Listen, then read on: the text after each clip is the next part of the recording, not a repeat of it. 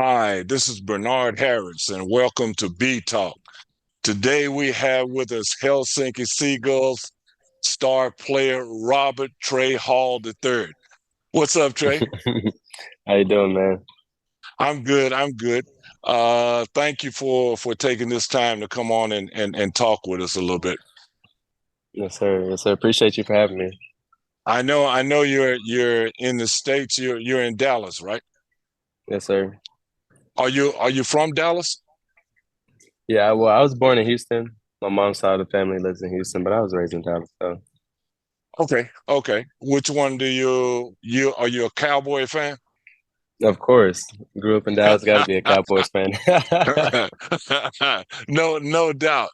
So hmm you heard of Ezekiel Elliott, hmm Zeke, the running back for the Cowboys, Ezekiel Elliott. hmm Did you know that his grandfather is in Finland? I did actually. I was talking to Alu, the trainer with the Seagulls, and was telling me that Sean Huff was also informing me about that as well. So I just figured that out this year, but I didn't know at first. Yeah. Sean Huff's father is Ezekiel Elliott's grandfather. Yeah, I So didn't know yeah. that. So tell me a little bit about your background. Um, where do I start? I mean, are you talking about as far as basketball? Uh, It's basketball. How did you get started? well, I didn't really get serious with basketball until maybe I was like 12 or 13. I guess that's pretty late consider other guys or girls starting a little bit earlier. I started late, and I just always been a late bloomer. I've always been the last one to get picked growing up, and Okay. so I've always had that chip on my shoulder, motivation to train hard and work my butt off so people could recognize me and respect my name. And went through a lot of trials and errors, but I feel like that prepared me to what I was going through in Finland. So high school and Okay. college. So high school, I didn't make varsity until my junior year and senior year. And then I went to junior college, Richland College in North Dallas, where I won my national championship my second year there, and I got Okay. national team there. So then I transferred to St. Mary's in San Antonio, Texas. Didn't like how they were running things there. It wasn't professional, and then so I finished up my college senior year in Cameron University in Oklahoma, Okay. and then Okay. after, and then I went back for an extra semester to finish up, and then that's how I came to Finland. So I first came to Finland 2018, 2019. Ironically, Yeah. tried out with the Seagulls. My aunt and uncle lives in Finland, and I didn't know how to contact any pro coaches or pro agents coming out of college. So Okay. they were telling me to come here, come there, and they know some people within the organization. Maybe they'll let you get a trial and let's see what happens. So Right. yes, I did, and that was Miko Larkis. He was the head coach at the time. His last year there. So I tried out there. Obviously, I didn't make it. I was there for 3 months on a tourist visa. So then I came back home, was working, training as well. So I was just working, training, determined to come back. And I said, you know what? I'm gonna start off with the lower, and that's how I met you that following Yeah. year. Yeah. I Yeah, remember I saw you. yeah. I first saw you playing some 3-on-3 in in hmm in the summer, and hmm I was asking like, damn man, because I was like, damn, who is that? And because you were hmm like killing the top level players, and I hmm said, who is that? And who I asked who you were playing for. And they were like, hmm "Oh, he's not playing for anybody." I said, "Really?" so, so I said, "Well, let me go ahead and try to grab him." yeah. and that's how we ended up getting started, man. Yeah. And I really appreciate you coming and playing those games that you did with us because it was like obvious, you were too good for that level and hmm did a great job with us, and it showed actually how much of a team player that you are. and how much you improve the other guys around you. Hmm. It's not. I mean, you're a good individual player. You can do. You can do it on your own, but you make everybody else around you better. Hmm. Who was your favorite player growing up? My favorite player growing up was Dirk Nowitzki. Uh, so being in Dallas is a big Dallas Cowboys fan and Dallas Mavericks fan, and just growing up watching him play, just shooting all them one-legged fadeaways, and how he just really changed the game as that four-man position where you could stretch the floor out and stretch. And he was always a team guy as well. He never demanded, "Hey, I need the ball. I need to go score 30." Like he'll go score 30, but he will also pass the ball when he needs to. And I think me watching the Maverick system during that time, especially during their championship run, they were always moving the ball, cutting and playing the right way. When Jason Kidd came and Jason Terry, I just I just love watching basketball like that. I think it's wasting too much energy when you do a lot of one on one. Even though you got some players that could do it, but it shows that it will drain you down the end. So I've always been big on team basketball. Okay. Well, there's been some really good players to come out of Texas, like Hmm. Jimmy Butler, Jared Hmm. Allen, Larry Hmm. Johnson, Hmm. Steven Jackson, Marcus Smart, Hmm. and a lot Played of against other Marcus guys. Smart in high school. Oh, Uh, did you? yeah, it was my junior year of high school, and he was a senior in high school, and we played them in the regional finals to go to the Final Four for the state title. Oh, But okay. we ended up losing. We ended up losing by 1 point. It was a battle though. The player he is now, he was like that at high school. Just a winner. He's gonna go win at all costs. Okay. Okay. He Hmm. giving you everything he got. Hmm. Yeah, yeah, he's still doing that. Hmm. Still doing that. And And you forgot to every mention team. Julius Randle. Yep, Julius Rand. Yeah, oh, I didn't realize he was from Texas. Hmm. Okay. Close to you? Yeah, Is he's from he Dallas. He was in my class, graduation class. okay? Hmm. Oh, okay. Okay. I would assume he was one of the top players in the state at the time. For sure, he was like top five players in the nation. Okay. Okay. Yeah, And he's still hooping. He's still doing good. yeah. So Even though, and they yeah, go ahead. I was gonna say he started out late because of injuries, but then he finally found a home in New York or even New Orleans before that. Before he went to New York to show that he's a really like a 18 and 10 guy or 4 or 5 assists as well. Yep, for sure. Do you think your experience in college helped you for the pros? For sure, especially going JUCO for 2 years.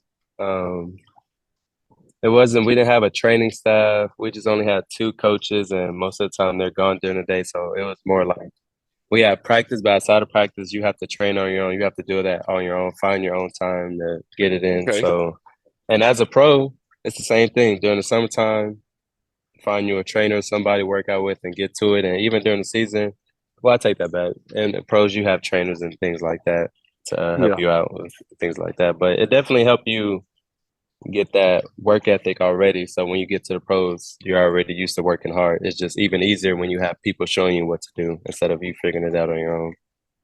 True, true. And what year was it you say you came to Finland? 2018? Yeah, 18, 19, but I was only there for 3 months. That Okay, following year, 1920, is when I was actually there, my first full okay. year there. So that was right after school. Mm-hmm. A little bit Okay. right after school. So let's go back to how you got started. After you played for me, then what was the next step? Um, After playing for you those couple of games, I got in contact with Miko Larkis again. It's just funny how Okay. life worked out Yep. with basketball in Finland. Ran into Miko Larkis again and told me to come out and practice with them in Puhu and saying that he wanted me there. He wanted me to work hard, and that he was going to do everything in his power to get me to the next level and show me how to get to the next level. And he did. And I still talk to him to this day. I actually was just texting him earlier this week. He's like I told him he's family for me forever because he helped me get started, him and the Puhu organization. Um, yeah, they laid down the foundation for me and never looked back. Okay. So after Puhu, what was the next step? So that second year, so COVID happened that first year with Puhu. So I came back that following year to play with Puhu again, but I didn't finish the season with them. I went to Corey Height for 2 games, and I only All played two right. games because my visa situation, there was like some confusion or whatever, so I had to leave the country. So then I came back again, and which was the season before this past one, I was playing with Topo in 1A. And I honestly was that was gonna be my last year like trying. I was like 3 years playing lower league division, playing for free. I was like either something happens this year or I just need to go back home and start working and figuring Right. something else out. Okay. But I kept working, and then middle of the season I got that call from Coach Yuri at Kovala. He told me to Yeah. come up and play with them. One of their players had left for another team in another country, so then told me to come in and replace him.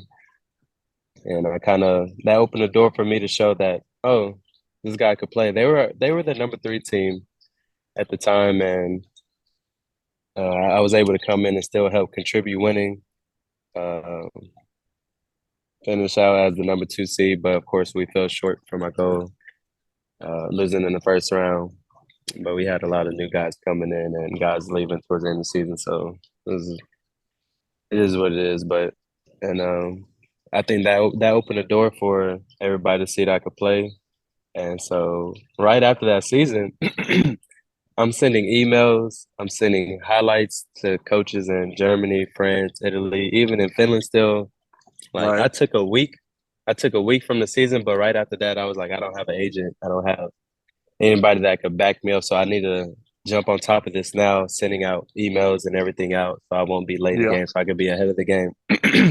And then ended up texting Coach UC, was talking to him, and he told me at first, they're waiting to see what other Finnish guys they're going to bring in and what they want to see out before reaching out for imports. And I was like, that's fine.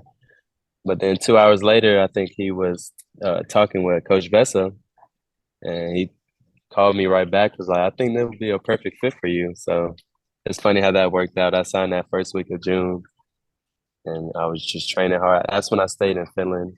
I didn't come back home. I sacrificed coming back home.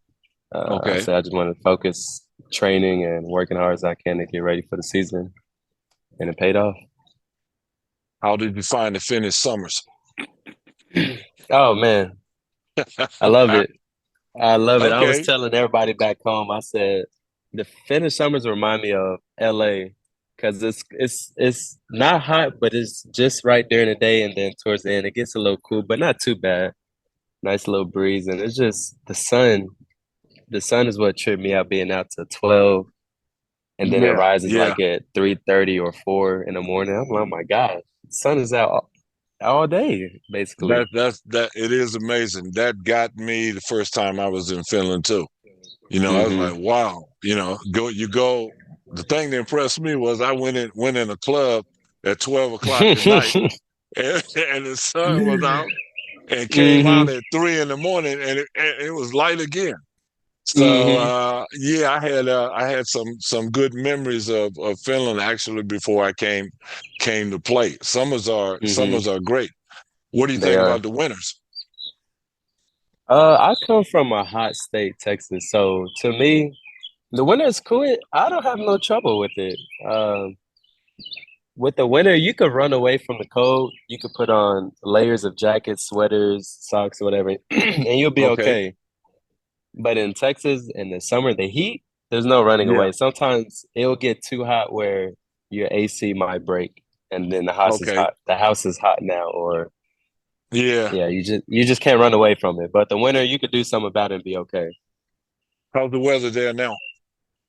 It hasn't been too hot since I've been here. I got here May 25th, so I've been here for about a week now. Yeah, I got here last Okay. week, so I've been here about a week.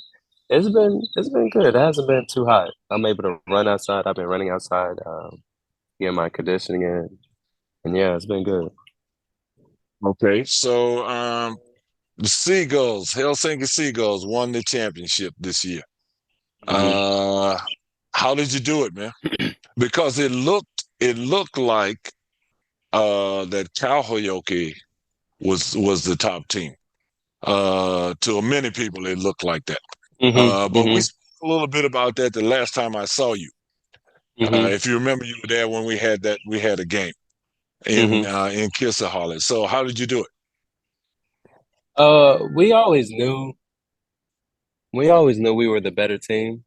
We felt Okay. like every time we played them in the regular season, our level of focus rises, our intensity, how we play rises every time we play them. We just always felt like we always felt comfortable playing them. It was never like, oh, they do this too well or do that too well. And it was just more as make sure we box out and we're gonna win the game. Don't let them get any second chance points. Don't turn the ball over too much. Make them score in the half court 5-on-5 and we'll see what happens. And we always felt good about it. But how we did it was just, man, every day from preseason, practice was always intense. We have so many good players on the team. It just makes everybody better when you have, we were 8, 9 deep. Anybody could play. Anybody. We all could have started. Even like me, Auntie, or Timmy coming off the bench. Even Oko sometimes coming off the bench. Like us four guys could have went and started easily somewhere else, but for us to be on that team and people sacrifice for a greater good, it was just a beautiful thing to see throughout the whole season. Yeah. What how did you see your role this year? What did you try to bring to the team? Um, my role this year, I knew I would have to sacrifice. Um, I knew there were other guys that were already have a better resume than me. So, you know, um, so I just came in and it took me a while. It took me throughout preseason to figure out like what's really my role and what I'm able to bring to this team and everything. And my role was to bring energy, relentless on defense and offense to push the tempo, creating for others in pick and roll or even fast breaks. Coach Vessa was always telling me to push the fast breaks because he felt like nobody could stay in front of me, especially when I'm actually pushing and being aggressive. And when I had that mindset in games, being aggressive, it just made us even dangerous. Because you had Lassie. Lassie was doing good running the team. You sub him out and bring me in. Right. It keeps going. It doesn't stop. So it definitely, I think me coming off the bench and the role that I have for this year for this team was one of the key ones. What did it feel like after all the struggle and the work that you put in to get to that level? What did it feel like after you finally won the championship? It was a big relief. As soon as that buzzer went off, I just started crying. It just felt like a weight on my shoulders was finally lifted. All that hard work didn't go unnoticed. Sean Huff was talking to me after that game and was just telling me how super happy he was for me and proud of me he was because he knew the sacrifice I was doing coming off the bench and just playing because you don't have a lot of import guards coming in and being that second guard. And No, no, you don't. I I put my ego to the side for the better of the team, knowing we were going to compete for a championship, and I just felt like this would just it would just help me out later down the line wherever I go next. The higher the league I go, so it was just a big, huge relief to be honest. I felt good. If you had to do it all over again, is there anything you would change? Um, no, I wouldn't change Okay. anything. Okay. What advice do you have for guys who are, let's say, struggling to find a job in Europe and, trying to get on in Europe? What advice Put would you that give them? put that ego to the side. Everybody's good. Everybody's skilled.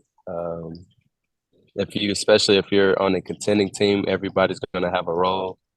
You just got to put that ego to the side and keep your head down and keep working and know that everything is gonna pay off if you just stay positive about everything. Because I'm not gonna lie, I definitely had doubts.